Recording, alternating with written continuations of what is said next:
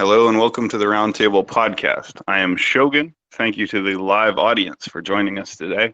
Thank you to whoever summoned the recording bot, and thank you to our special guest, my dear friend, and my dear friend, Inthedryer / Dexrex. Oh, sorry, that wasn't supposed to be known. My bad. Anyways, it's good to see you, man. How are you? Oh wait, shit, I forgot what I was doing. My bad. And please join us on the Roundtable Discord server, Google Roundtable Discord, or join us through the politics or conspiracy section of Disboard. Also find us on social media, Instagram, Facebook, Twitter, etc. Go to the roundtablediscord.com, join our forum community and our website. That being said, how are you Inthedryer, my friend? I'm doing the best I can given the circumstances. I'm just glad to have this forum to be able to communicate. All right, Um, awesome. Well, thanks for joining us. So there's a few things I want to talk about today with you. One is dextromethorphan, aka DXM, a drug with which you are familiar. A I'm second quite is familiar. your own paranormal experiences and supernatural experiences, such as quantum suicide and timeline hopping that you've described. A Yes. third would be the interference that you believe you're experiencing from the government with regards to your personal phone and technology, and the interference you're experiencing, which I can confirm from other people. And the fourth would be your current living situation, which is essentially primitivist because you are living in the forest. So Yep. that being said, where would you like to start? Um, let, let, let's start with the dextromethorphan. Um, that has been an interesting aspect of my life since a young age. Um, I the I I remember the old internet, the internet before it was these walled gardens where you were in the Facebook walled garden or the Yahoo walled garden or the Google walled garden, and it was just links between awesome sites. And I first learned about DXM through one of these sites known as Tootsie, Temple of the Screaming Electron, and it was full of dare I say anarchist ideas, in bad ideas section, and part of that included DXM, and that's what in embarked me on my journey to enter into the world of DXM.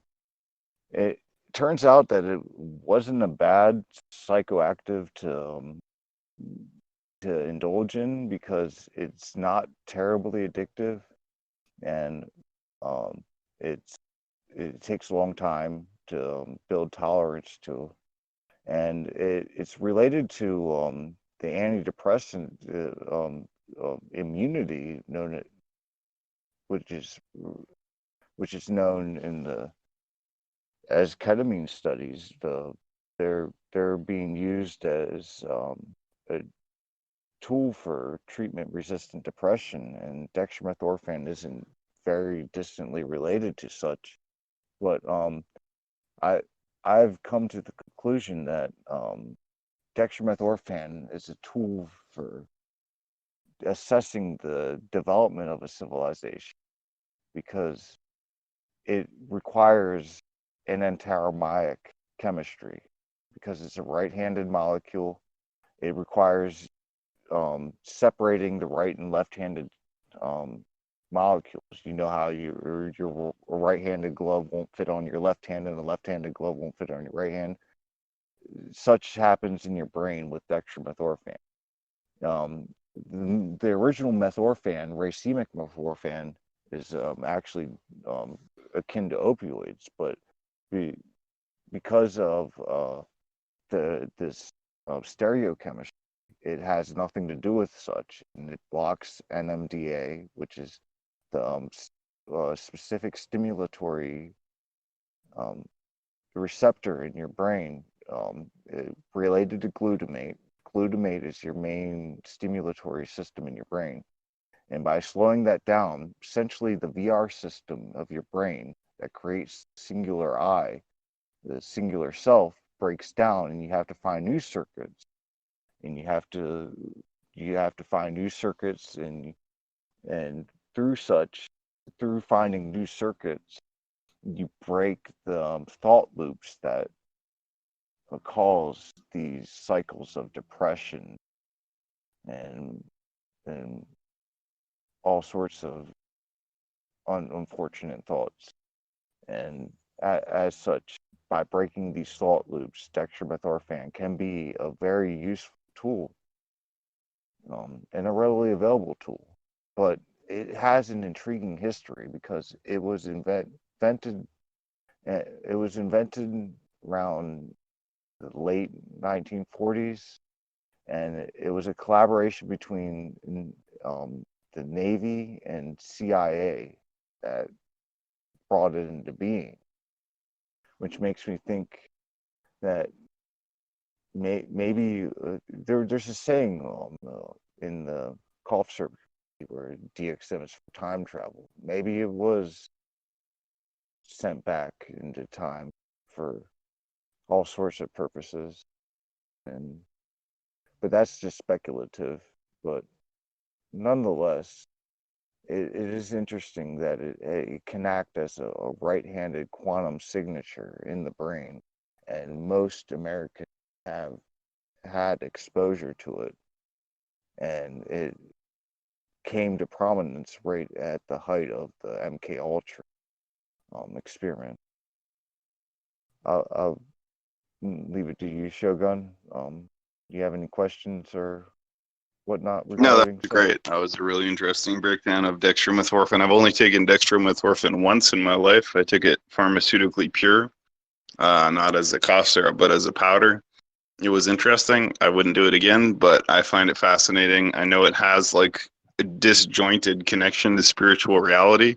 So it's not totally delusional, but the way it tells the truth is misleading. And so anybody who uses it is confused. That's my analysis. And I wouldn't necessarily disagree with you based on such, um, because um, yeah, it tends to try to produce a certain message. Um, what would I like to get into? Um, I'll be basically, back momentarily. Please continue. basically with dextromethorphan, um, it has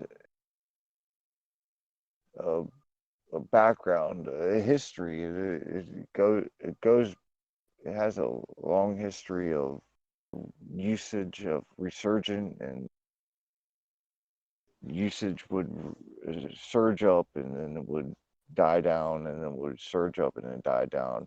And one of the most interesting aspects of how it affects the mind is the nonlinear effects profile. It's known as plateaus. And so essentially, um, instead of climbing like a smooth curve, there's plateaus. So there's normally known as four plateaus in the Paralands, and it depends on your weight and how much you consume. And you can look into it based on the William White fact based on dextromethorphan. But the first plateau is sort of like a mild stony effect, slightly barely noticeable, maybe. And then second plateau is more akin to being drunk and stoned at the same time. Third plateau is the first two plateaus are separated from the second two plateaus, in that you get the dissociation from reality in the second two plateaus. So when you get into the third plateau, that's when you start melting into your surroundings, but you're still able to move around. You get the robo walk. That's where you're sort of semi anesthetized, but you're still able to move around. And the fourth plateau, when you're sort of blending into everything. I think in some psychedelia it's called the Merkaba state, where you become all things at all times. Um, one of my experiences was akin to Bender when in Futurama, when he had civilizations growing on him. I became a galactic superstructure with little beings growing on me, and every little movement was every atom a part of this civilization, and I had to be very careful with movements. Moreover, time becomes very malleable. That's why I start to get into quantum suicide and quantum immortality, um, because I one of my trips, I I had lit a candle and I noticed it didn't burn any of the material after 12 hours of burning. And I walked into my kitchen and it said um, 6 o'clock. Then I walked back into my room and then walked back there and it said 5 o'clock. So it unlocked some sort of reverse time travel, a very interesting way. Um, moreover, um, I, I've experienced lots of interesting time manipulation. Time dilation is often a product of dextromethorphan usage, especially with the poly, we call poly, which is polystyrex. That's the long-acting version. But the nonlinear effects are so pronounced that there was a time that I consumed a large amount of it and didn't feel much. And then there was another time that I consumed a small amount, felt a deep level trip. I'm wondering if Shogun is still here and what he makes of all of I this. may be roboting though. You're still here. So What do you make? version of DXM, the next thing I'd like you to speak about perhaps would be, well, let's talk about your current living situation because that is kind of interesting. It's Okay. pretty unique. All right. Well, in the last year, I've been living in weird living situations. I lived in a barn for about 4 months, but the barn was a little stop between the parents and the son's house where the internet goes. So I had internet access through the barn, but and it was an internet connected barn, and I felt like I was being thrown in the situation as a sort of test bed experiment. Um, it was all right because I was able to I was able to I figured, if you're living in a barn, your alcoholism is sort of okay. I never got deep into um such that it would cause health problems, but I made jokes about having my morning beer and whatnot, but if you're living in a barn, you kind of get depressed a little bit. But my Discord community, especially my cough syrup buddies and Dextroverse, kind of kept me sane. I even got I used to own pet rodents back in the day, which they're clever critters, and I tried to own some, and yeah, they weird stuff happened with them, but they kept me company for part of it. But it ended up leading to one of my quantum suicides, where it was set up in such a way that I survived. And yeah, uh, do you want to get into quantum suicide um with such a talk? Yeah, I feel like I'm roboting, but I want you to describe kind of this time hopping and all your supernatural experiences, whatever way you Oh, want to angle that. all right, quantum suicide is essentially you take the Schrodinger's cat experiment. So Schrodinger's cat is the idea that this cat is in a box, and there's a 50-50 chance that a radioactive isotope will set off a poison for the cat. And so 50% of the time, the radioactive isotope doesn't go off and the cat lives when you open the box. 50% of the time the cat dies. But there's been this perspective where it looks at it from the cat's perspective. What does it look like for the cat's perspective? Well, from the cat's perspective, it keeps on living because um, the version of itself that ends up having the poison release dies off. So consciousness does not sustain itself. But the version of itself that doesn't die off, consciousness remains.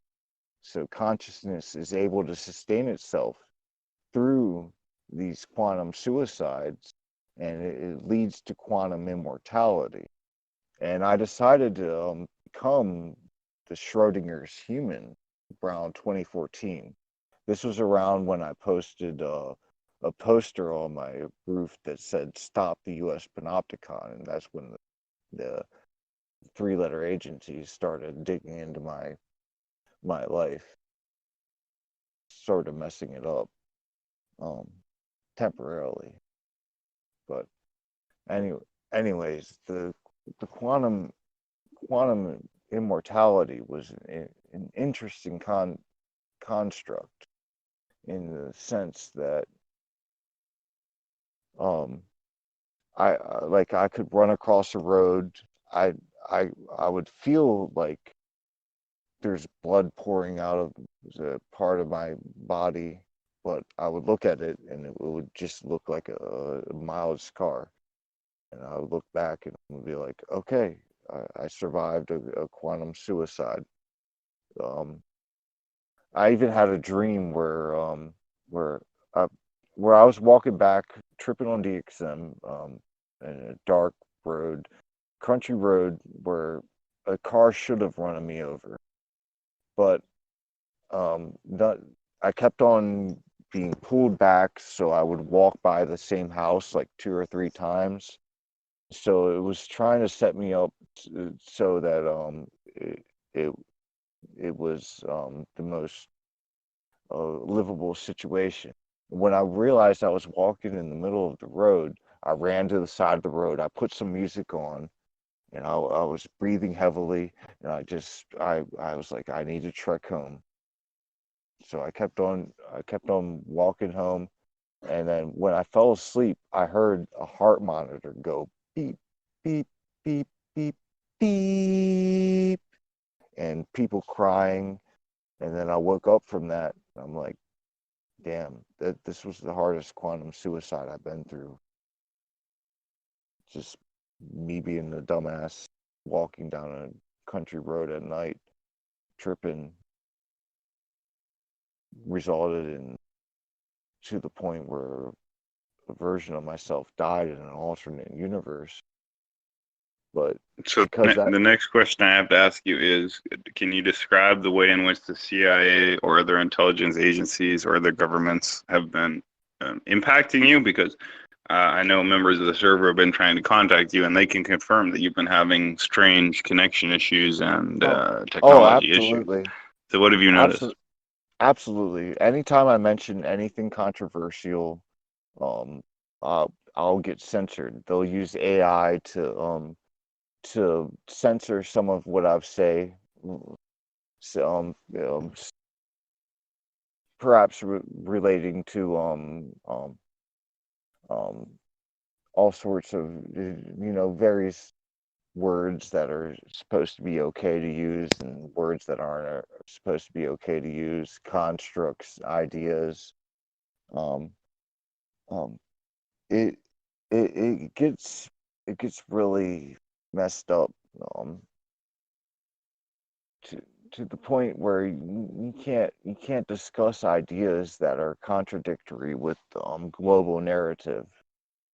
So um, there, like I'll how do I describe it? So it's interesting because you have this communist liberal side and this fascist side, and the liberal side is kind of adopting fascist techniques, going all pear shaped. But like if I said something like birds were didn't exist um until 1988, then they might ban me because that has certain connotations. Whether or not I agree with those connotations, something else. But in the fact that we aren't able to discuss these things and discuss them freely is indicative of a sense of censorship that over the top, or I'll say certain words that um, are supposed to be banned from the lexicon, and that's not cool. All right. So now I want to get into your living situation. I think you covered this before, but you've been living in the forest, right? You've been living in the woods. So Yeah, did you know that how is your living planes fly above? situation now? How is it living in the woods? How do you survive? Like, tell us about that. It's almost anarcho-primitivist with the anarcho-capitalism. It's a little mix of the such. So we purify our water. We get it from a local stream, and we gather long-lasting food, stuff like spam, stuff military used, World War II, stuff, and we're trying to grow organic. We're trying to put together an organic garden, essentially an eco village, and it soon will probably set up a circuitry because I have a background in electrical engineering, so I'll probably set up a circuit that can charge our phones using solar panels.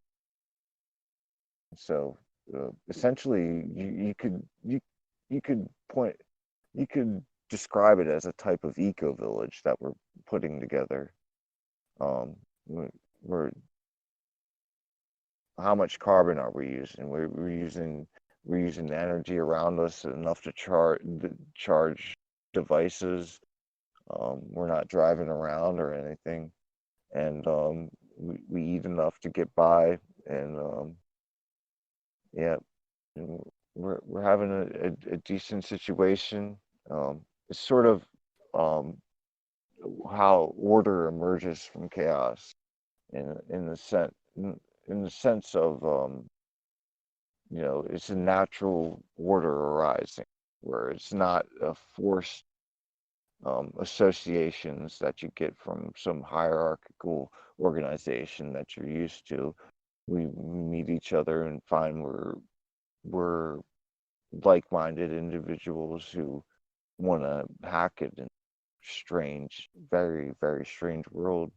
And we realize that we can help each other out. So, somebody needs something to drink. Well, one of us will buy some apple juice.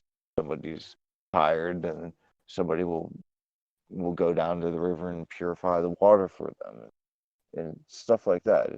We look out for each other.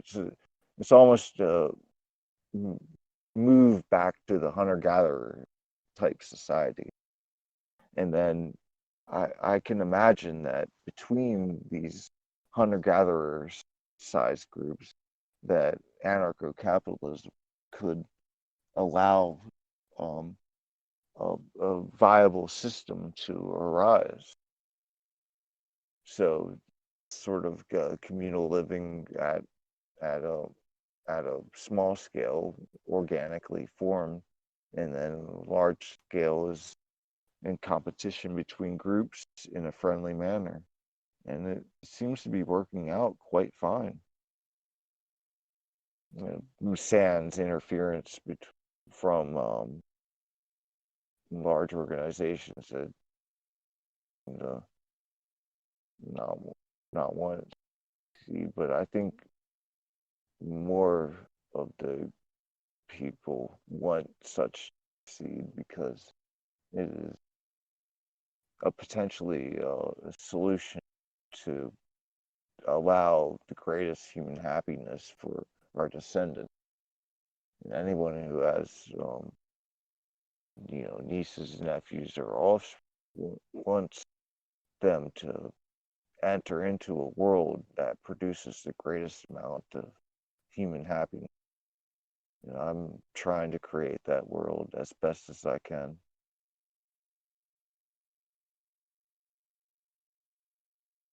All right. So thank you. So I guess the next thing we want to talk about is what do you see in your future? Like, what is your goal? What is your concern? What is your plan? What is your projection for the next 6 months? My goal is to work on engineering solutions, um, be it so it will be anything from growing food as a type of old school engineering, selective breeding, etc., to setting up the circuitry to charge our devices and whatnot, um, all sorts of stuff like that, and try to act as a beacon of hope. Let people know that they don't need to panic over this coronavirus crap. That we need to look after each other.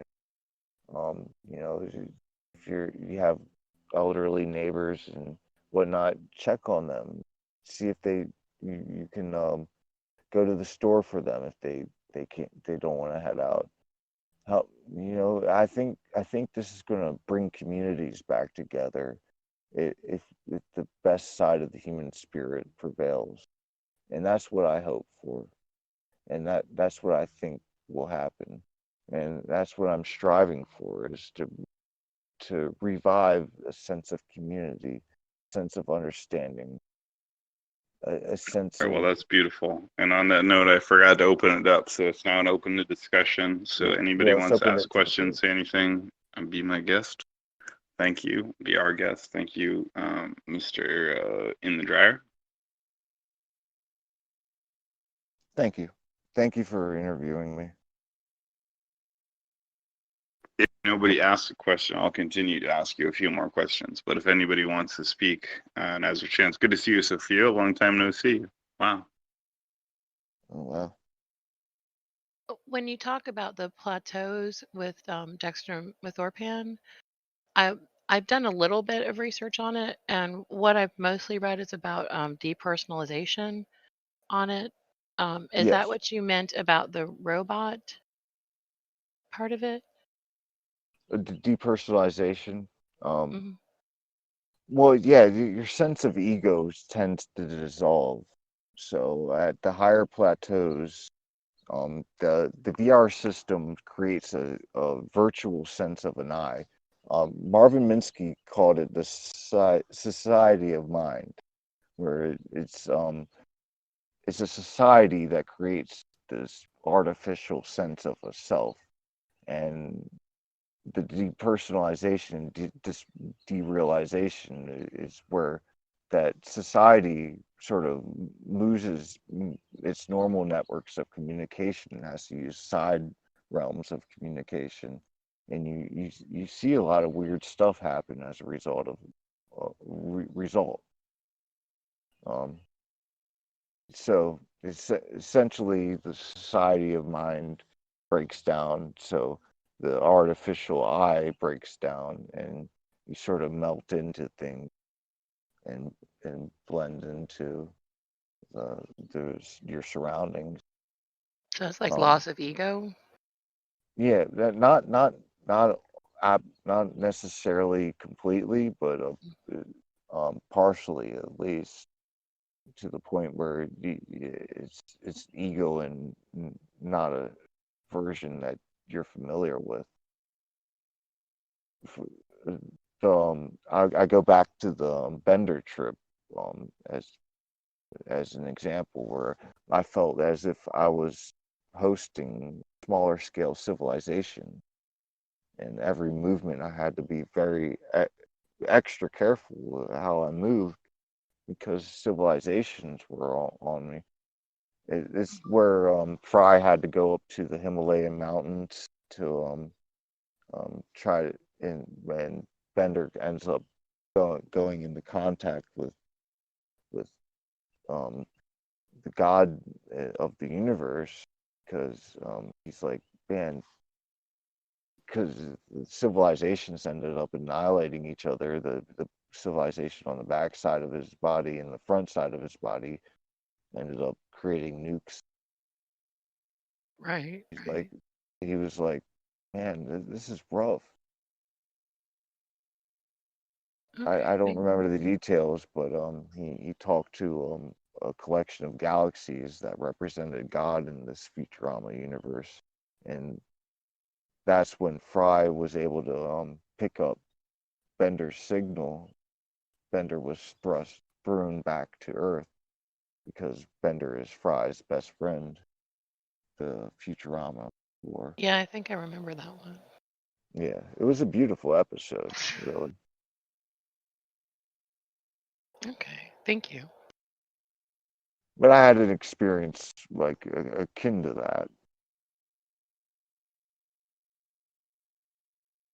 I've had dark experiences too. I'm not saying all the experiences are pleasant and uplifting like that. I've had experiences. Well, there's this plateau beyond the plateaus known as Sigma, where um, is related to the Sigma receptor, where it gets scary, like you're almost walking through hell. And um, I thought I broke down all of reality and had to hop universes to sustain myself.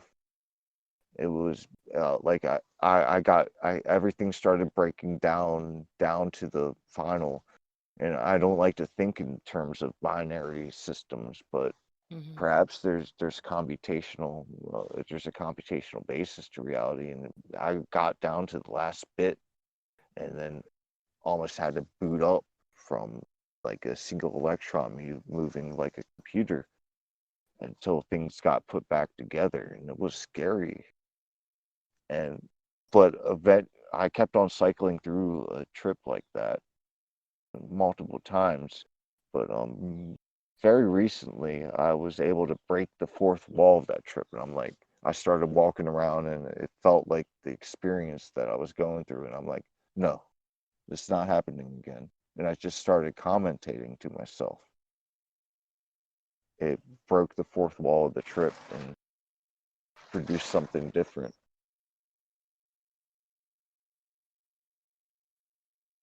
Do you have any further questions? No, that was great. Thank you. Thank you for that answer.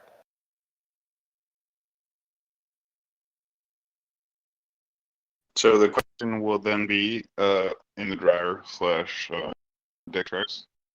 Is there a core message you want to get out? You know, if this podcast is ultimately heard by a few hundred or 1,000 people, what do you want them to know more than anything else? Biggest message, I suppose, would be to always keep on digging into the universe around you. Always keep on searching. Always keep on looking into the mystery of the cosmos. Try to learn as much as you can about this mystery that we're thrust into. We weren't asked to we be thrust into this world, but we are, and we might as well make the most of it. Try to investigate the mystery as much as we can, and try to learn as much as we can from it, and try to grow as a people, as species, as beings. Try to understand each other. Try to reach out to each other with compassion and understanding. Know that we're all just these conscious beings wandering through the cosmos, trying to grasp into some sort of understanding. Even if we don't get into some ultimate understanding, at least we have partial understanding. We can learn and grow from that, and we can we can love each other and build wondrous work together, as long as we try to understand each other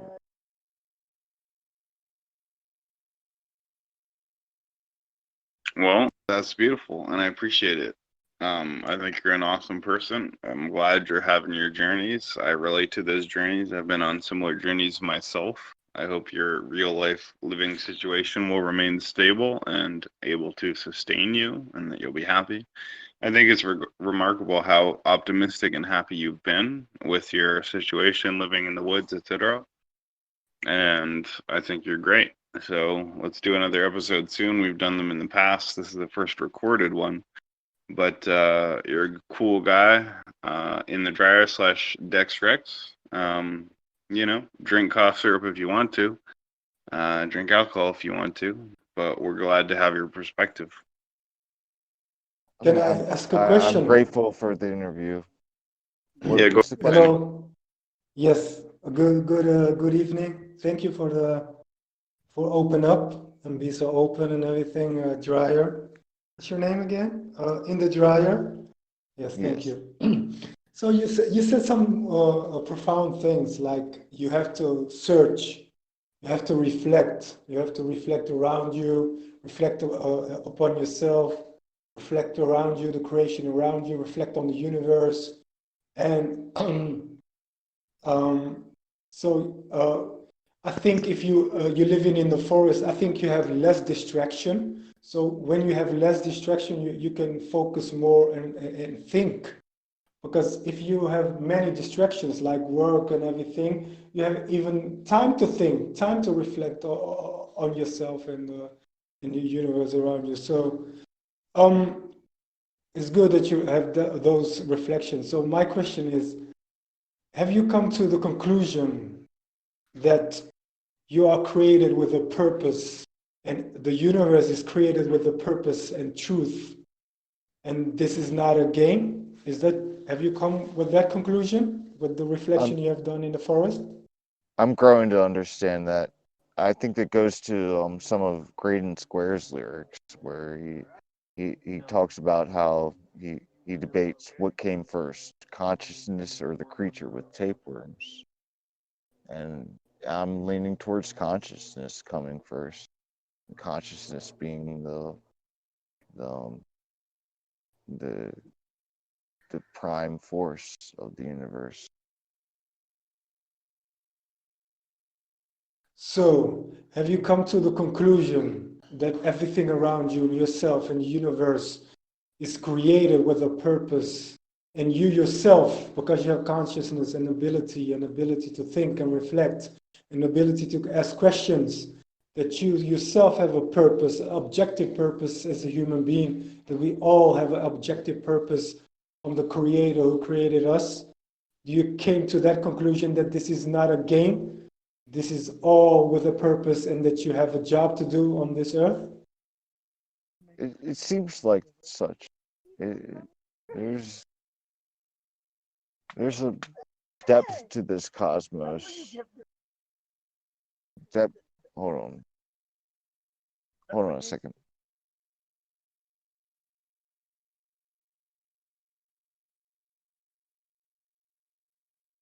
Okay, when he comes back, my point is, look, if you if you have less distraction, if you have a sound mind, if you don't be distracted with the busy things in your life, if you're not distracted with the movies and series and Netflix all the time and music all the time, then you have a sound mind. When you have that sound mind and you don't have distractions all around you, then you are open to really reflect and think around you and think about yourself and the universe and the creation around you. And then when Oh you yes. really apply your intellect and your thinking, then you really come to the conclusion that this is all created with a purpose and that you have a purpose. Sorry, It take the seems like floor. it seems like it's a mix between science and spirituality. I tend to use I call it my left brain language and my right brain language. So I use my left brain language. 'Cause I came from. This probably sounds unique for an American, but I came from an atheist family. But um, I grow beyond it.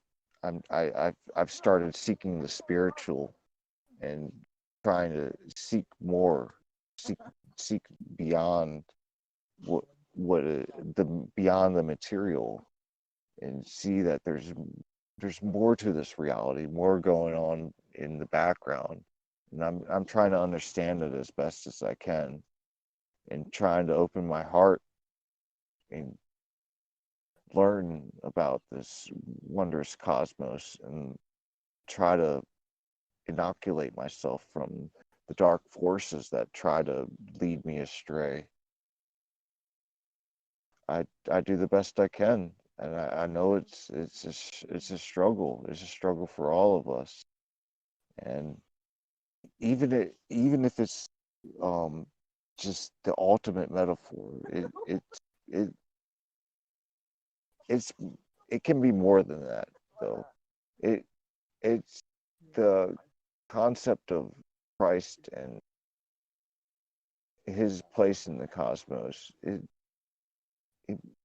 it oh it impacts Western spirituality, and um in a way that leads to a unique perspective on the cosmos. And this is where I'm nascent and young and growing growing in this area, and I have much to learn, and I look forward to this spiritual aspect of my development.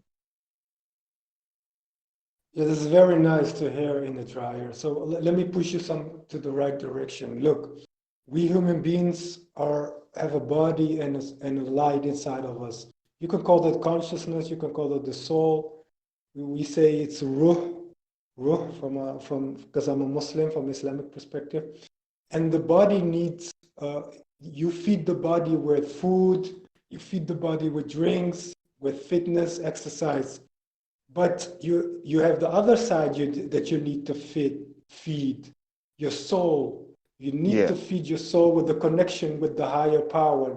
You need to feed your soul with the ultimate authority, the supreme being, creator, who's absolute and independent. Because if you don't feed your soul and you only feed your body, then you are imbalanced.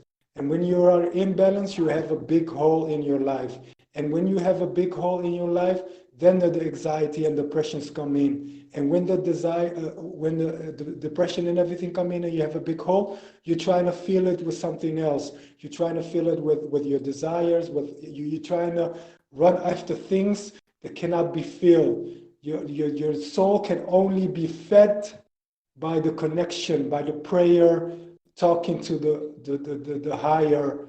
So I advise the human beings to feed your body with good food and good drinks and exercise and sport and everything. Absolutely. But don't forget you have another part that is connected as your soul. If you don't feed your soul, then you will be imbalanced, and then trouble will come in.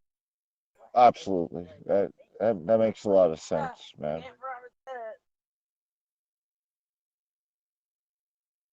I just hope to grow and learn and be the best being that I can possibly be in this cosmos.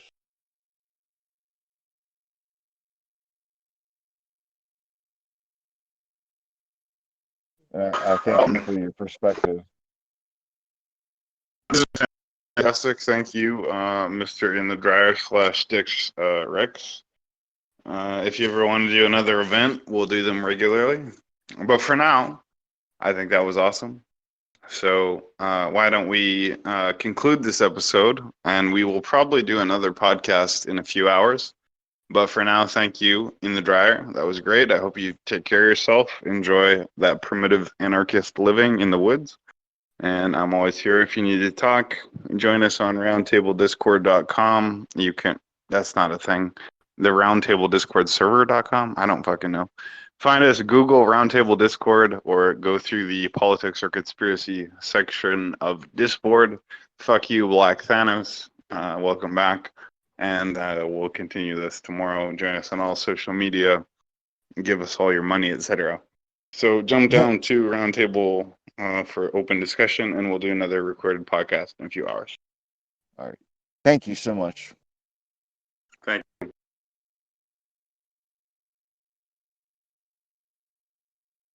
you.